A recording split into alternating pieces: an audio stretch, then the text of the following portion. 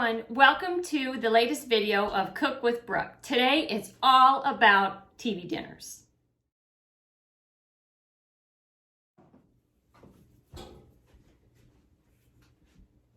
Hey everyone, welcome to the latest video of Cook with Brooke. Today it's all about TV dinners. So I remember growing up when my parents, before they would go out to dinner, the babysitter would come over, but we would either get a Happy Meal for dinner or we'd get TV dinners. And we loved TV dinners, and we loved the little Salisbury steak, the little thing of mashed potatoes and the thing of peas and carrots, and of course the little chocolate cake right in the middle. So that's what I'm gonna do today. And today's recipe that I'm sharing with you is all about Salisbury steak. And let me tell you, this is a great recipe. It's very, very good. So let's get down to business. What we use is cube steak. And you can get this at the grocery store. They usually come maybe one steak per thing or more, but it's thin and it has grooves in it. So I don't even know what to call it, but you know, these little things. I don't know. I'm not a butcher. But anyway, this is the perfect steak. This is what you use for Salisbury steak. And what you do is you take it out of the carton and you dredge it in flour. I have a pan right here of flour that I've also added salt and pepper to. And you just want to coat both sides.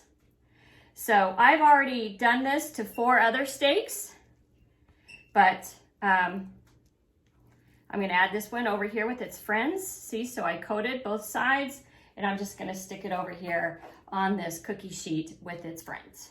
So what I'm going to do now, in this pan right here, I have 1/4 cup of olive oil on standby. I'm going to turn it on high, crank up the burner, and just let this heat up for just a minute. And while I do that, I'm going to get this flour out of my way and talk a little bit more about TV dinners. So my sister was always a fan of the fried chicken TV dinner, and I love that too. But I don't know, something about the Salisbury steak, and sometimes you get Salisbury steak just with the crinkle cut French fries. That was always really good too. So anyway, loaded with sodium those are. This one is not, and there's a little kick of a punch to it. And the secret that I have is balsamic vinegar, and it adds such a good tang. So this is how you do it. So I've preheated the oil, and you want it just until it's almost a little bit smoky. I'm on high flame. I'm not going to turn on my fan. I hope I don't start a fire, but it's just too loud and I can't talk over it. And Mac's in school in the other room. So anyway, I hear him in there talking about chorus. They're learning Les Miserables, and riveting, I know. But anyway, so I digress. What we do is we just stick, you're going to have to probably do it in batches. So I do have an extra baking sheet on standby over here. On the camera for a second, so just over here, so I can do it in batches. So I think all that's going to fit in here at one time is probably 2 of these little steaks. So the pan's not quite as hot as it should be, but we're going to pretend that it is. Just want to cook it a couple minutes on both sides. You just want to brown both sides until it's really good. So let me brown these up and I'll be back with you. Okay, my last piece is almost done.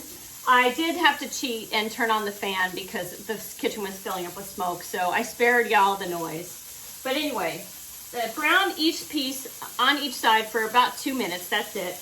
And you're gonna end up getting like this really yummy flora.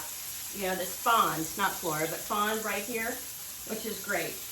So what I'm gonna do now is I'm going to turn down to about medium and add about 10 ounces of sliced cremini mushrooms.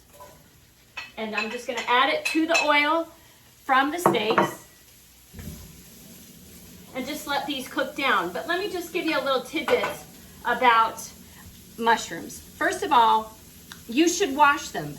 The thing about brushing them, because they're gonna end up getting way too much water, absorb too much water, isn't really the case. And I know this because Alton Brown is my go-to guy. He's a food scientist. He's the host of Good Eats and Good Eats Revised. And I think he's also the host of Iron Chef America, I think. But anyway, he's a food scientist, and he did a whole study on whether or not mushrooms retain water. And his study proves that no, they don't. So don't soak them, but just rinse them in water. And you want to do that because they're grown in manure. So wash your mushrooms. So anyway, I'm just brushing them around. I want to make sure that they're browned. I'm going to cook them here for about 5 minutes. That's it, just to release some of their juices. And then to that, I'm going to add 1 onion. Here, I'm pointing to it like you can see. Okay, so 1 onion that I've diced. This is a yellow onion I use. You could use white onion if you want. 1 carrot that I've also diced. I'm going to add 3 cloves of minced garlic, 4 sprigs of thyme that I've chopped, and 1 tablespoon of butter. Because you need butter in almost every recipe, right? So let me just stir these around a little bit more. They're looking nice and brown. They're looking nice and brown. This is how you want it to look. Right like this.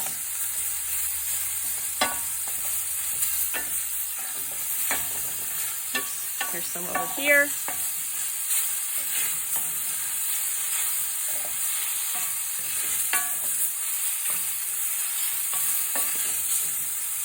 Okay, once they look about like this, we're going to add the onion, the carrot, the garlic, and the thyme. Onion and the carrot.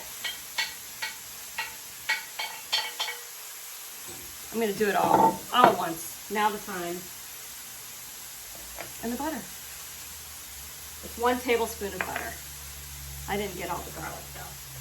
Get all the garlic in there. Okay. And stir that around. And the butter's going to help release some of their juices. Just add that good richness to it that you want.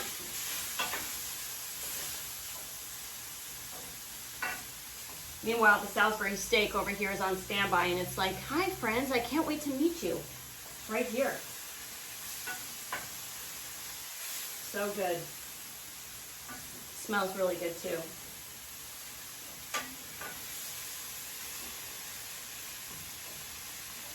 Okay, so once the butter is melted, which it has, I am going to add my secret ingredient, which is 1 cup of balsamic vinegar. And I'm going to cook it down till it's reduced to about half. That'll take about 2 to 3 minutes. Once you have added your balsamic vinegar, scrape up any of the fond on the bottom of the pan because you want all that good flavor. Yum. So good. And we're going to reduce this vinegar by half. It doesn't really take that long, a couple minutes. Okay, it's been a couple minutes. So now what I'm going to add is 4 cups of chicken broth that I boiled on high until it was reduced by half, and that took about 4 to 5 minutes. But you want to reduce it by half because that is just going to enhance that flavor and make it even more rich. Oops. Okay. So that's like, it's just such a good sauce. And now we add back in our steaks. One at a time. Nestle them in. It's going to be kind of full, but you want that. It's going to be kind of full.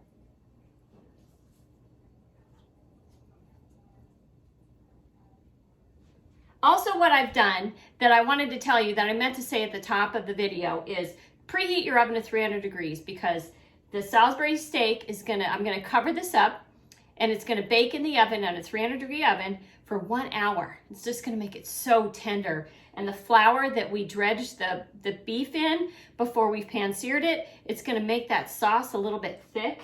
It's going to end up being kind of a little bit like a gravy.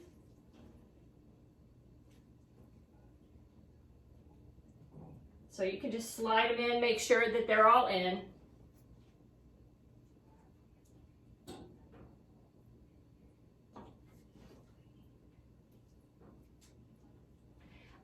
5 pieces of, or 5 cube steaks, but really the recipe is for 4, but one of them was small, so I was like, yeah, what the heck? I'm just gonna add it.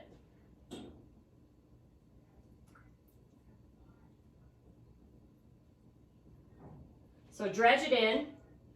I know that y'all probably can't see, but dredge it in. Give it a cover. Turn this off, and then you put it in the oven. I better do this. Get my little mini mitts on.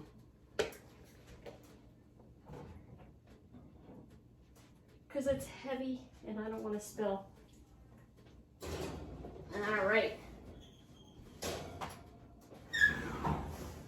And in the oven it goes for an hour. You want to make sure that you've got an oven safe saute pan too. So that's a good tip. So I'll see you back here in an hour.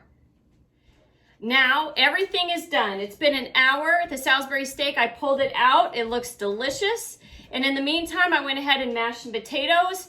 And this is a good rule of thumb. If you want to make ahead your mashed potatoes and you want to keep them warm, you just put them in a bowl and do a makeshift double boiler and add a little bit of foil on top. Just be careful when you pull it back that you don't get the steam on your hands, because that would burn and give you a blister. But this is a great rule of thumb. Never ever microwave a potato, because it's just going to end up tasting like rubber or not very good. So this is the best way to make ahead mashed potatoes, is put them in a makeshift double boiler. And then I also have some peas and carrots. So let's plate up the TV dinner with Salisbury steak. So I'm going to take the lid off. It's hot. Okay. Now I've got these great plates, little TV dinner plates. Aren't they cute? I'll put the affiliate link in the comments. But you take a little bit of Salisbury steak, one of them. Put it in. Then you want some of those juices. So you spoon that over top.